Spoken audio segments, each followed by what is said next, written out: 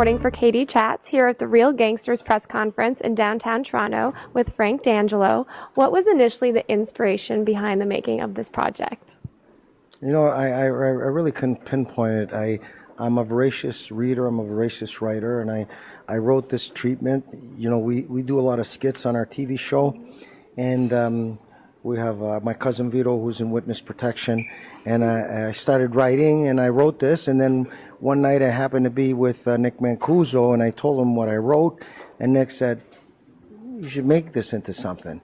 And I said, okay, let's do it, and that's the way I am, let's just do it. And then the people that are around there said, you know, to do a project of this magnitude, there's planning, you got to cast, you got to do this, you got to do that, and you know, they made me feel like it was going to take a year, 2 years, and I lose interest over it after a day. So Nick said, if you really want to do this, he jumped on board and he got me a cast, and within 5 weeks, we shot it. Wow. And what was it like for you, having been the writer and the director and starring in the film as well, wearing all these different hats? To be honest with you, I didn't even notice. I mean, Nick Mancuso, who's been in this for a long time, said to me, "You're going to need a couple of assistants. You're going to need this." I says, "No, they'll get in my way. Just let me try it my way. If I fail, I fail." And I really didn't see it as wearing all the hats.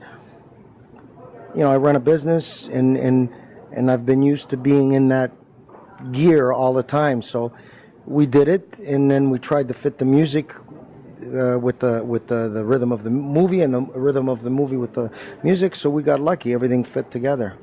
What's at the heart of the story? Heart of the story is the relationship between two first cousins. One is a politician, calm, very articulate individual, and the other one's a sociopath, a thug, a gangster. But in the movie, you'll see that he has little sprinkles of humanity.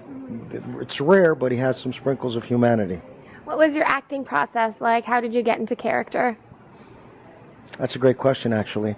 The reason I think I did a decent job, because I don't see myself, just from what I hear from people who've seen the movie, is the motivation was Mancuso, Nick Mancuso, John Savage pulled me in, Art Hindle pulled me in.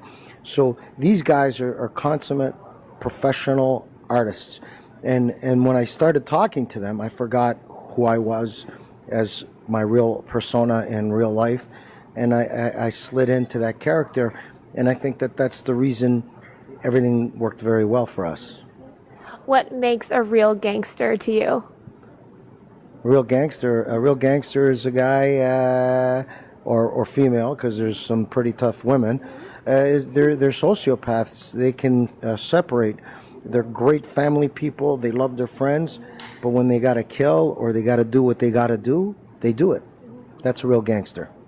And where can we find more information on Real Gangsters? And you have a screening coming up at the TIFF Lightbox, but where can we find all of that online? I think it's at www.realgangsters.net, and if you go on YouTube, and Real Gangsters has got 2 trailers there.